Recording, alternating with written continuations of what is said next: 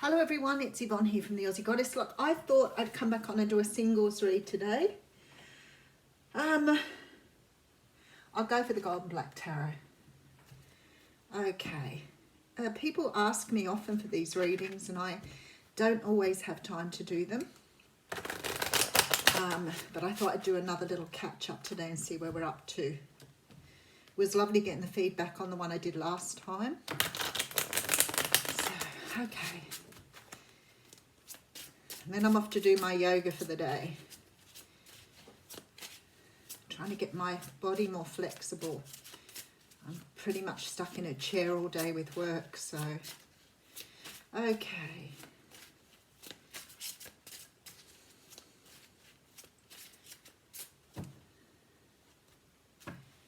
Okay, let's see what's happening here.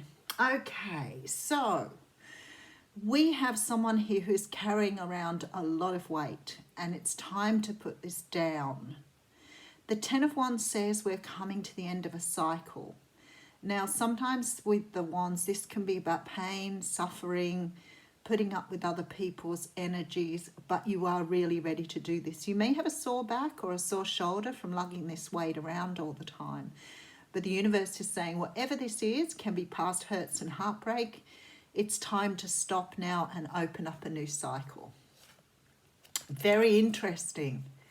Okay, so I'm reading the deck upside down. That is really interesting. It could be that the deck's in different... No, I'm reading the deck upside down. Okay, so what I want to say to you then, if that deck is upside down, this is you now coming to the end of a cycle. It's time to put those wands down. And that's really very timely because what it's saying is you're about to complete this. You're about to put this away. Okay, so there's been some sadness in the past. You may have been a person who's beaten yourself up about things along the way.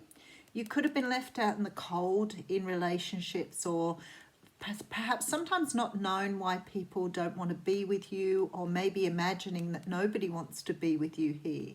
But perhaps not having closure on things has been a problem for you. There is a message coming in here with the Page of Swords. Now, the Page of Swords is sort of stalker alert. This is often somebody sort of checking you out. So it could be somebody you know or somebody you don't know, but somebody's been keeping a little bit of an eye on you here.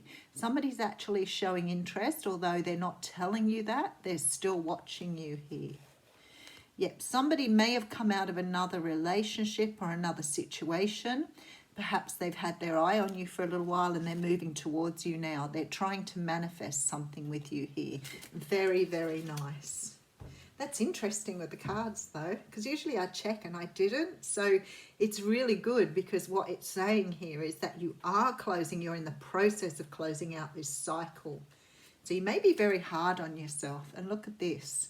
So the first card we get out is the Two of Cups, which says to me there is a relationship here. Whether this is close to you or not at the moment, you have to understand that there is someone in your future for you. But this is someone who the universe is bringing towards you at the moment. So they're already making their journey here. Because it's with the soulmate card, it's often foretold or already in manifestation.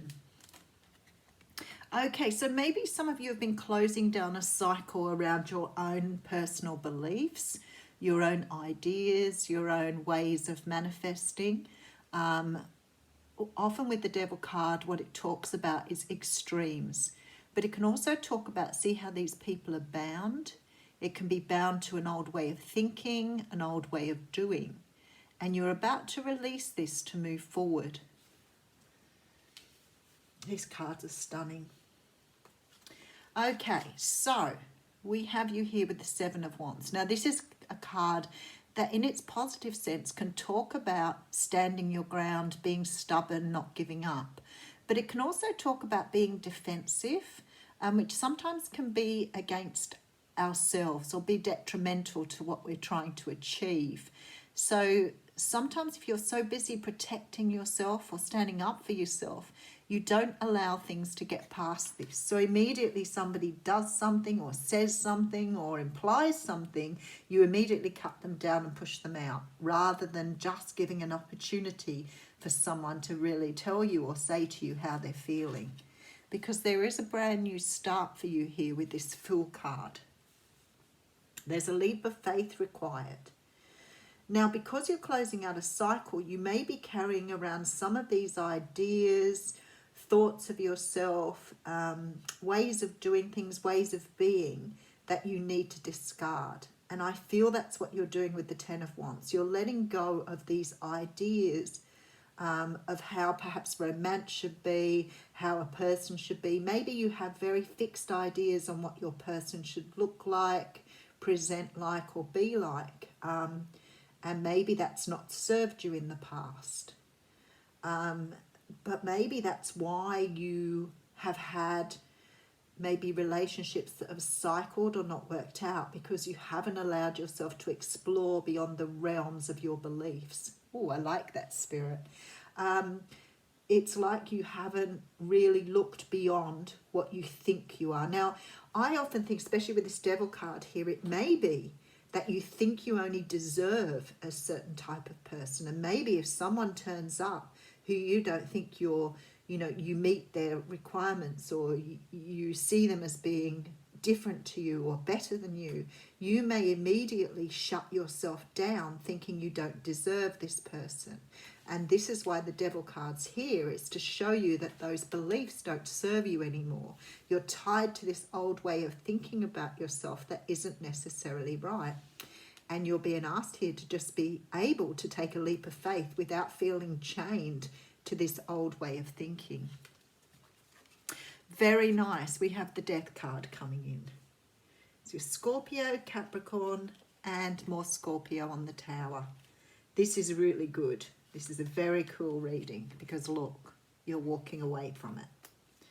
This is definitely here, the Death and the Tower. This is about breaking down all of the ideas you think about yourself and why you can't have a healthy relationship. So what happens, the reason we cycle is because we have a relationship that doesn't turn out. We walk away from that relationship with the pain and the hurt that's been created. And what we do then is we dump on ourselves with that pain. So then when we get an opportunity to move forward, we're going forward with all the baggage from the last relationship. And that needs to be cleared up, which is what happens here with the Death and the Tower cards. It's like clearing out your closet here, so you understand what you truly deserve. And sometimes then what happens is when the next relationship falls over, because we're still carrying that baggage, it sort of reinforces what we felt before, that we don't deserve to have a relationship, or we don't deserve to find a person that's right for us. So then we set our sights lower again, and we start thinking we're not good enough for this, we're not good enough for that, and we tend to keep doing that. So when you're cycle after cycle after cycle, and then those relationships haven't gone well, you start to think that it's your fault, your problem, your issue. And this is what's coming in to change that thinking, because you're taking everything on yourself, when in fact it might have just meant that the relationship wasn't going to work out. It might have meant that the person you met you moved too quickly with, and you really didn't get to know each other first. It may have meant that you made judgments on a person before they walked in the door.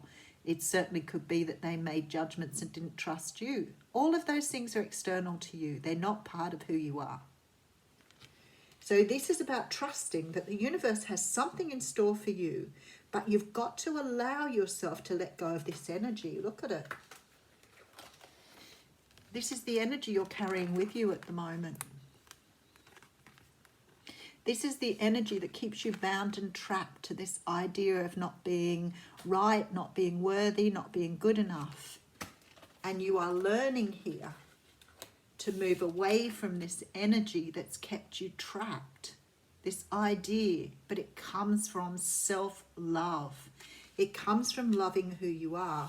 And the universe is saying, once you get to that point and you understand who you truly are, then you can take this leap of faith.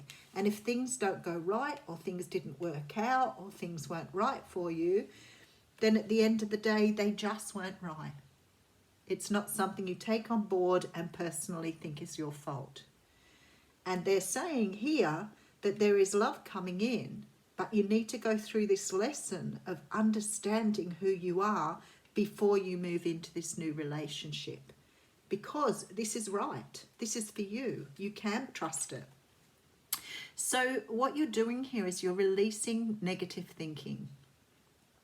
All these knives in your back, they're all the way you've punished yourself in the past.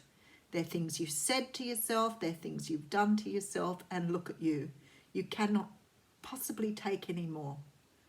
So you have to let this go now. You have to close down this negative thinking about who you are. Because look what's on the other side of it, the sun. So this is what you're aiming for. And you're aiming for this 2 cups that are coming in.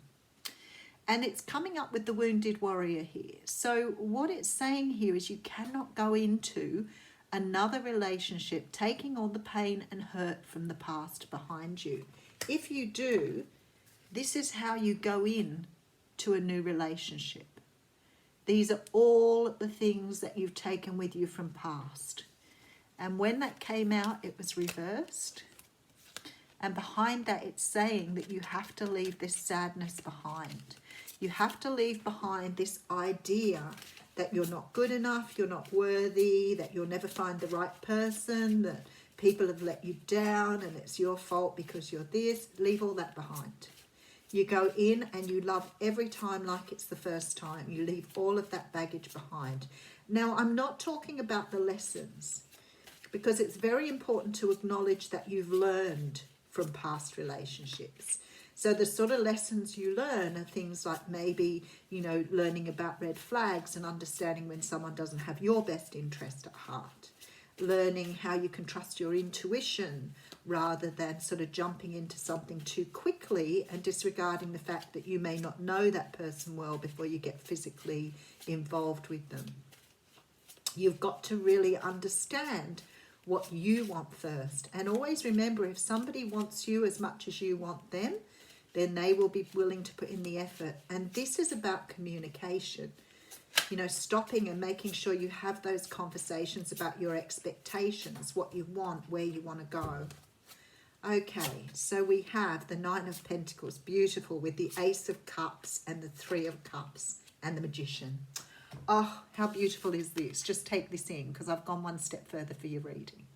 Okay, so we have the 9 of Pentacles coming out with the Ace of Cups, celebration here, and manifestation.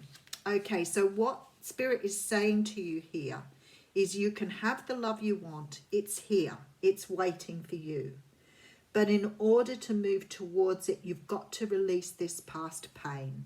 You are worthy of love, but you've got to feel the self-love first. You can absolutely have this happiness in your life and you can manifest this, but for you to manifest the love you want, you have to be in the place to receive. And being in the place of receiving means dropping the burdens, finishing off these cycles here around your self-destructive behavior, your self-sabotaging, understanding that you really deserve to have love, and understanding also that you're not bound to what has happened or come before you. The past is gone. You need to take the leap of faith in order to manifest the love you want. And you have to allow this love to come in. You have to allow it as it is. Do not try to shape it in the way you want it, but accept what you want in your new love. And it's on its way to you. Thanks.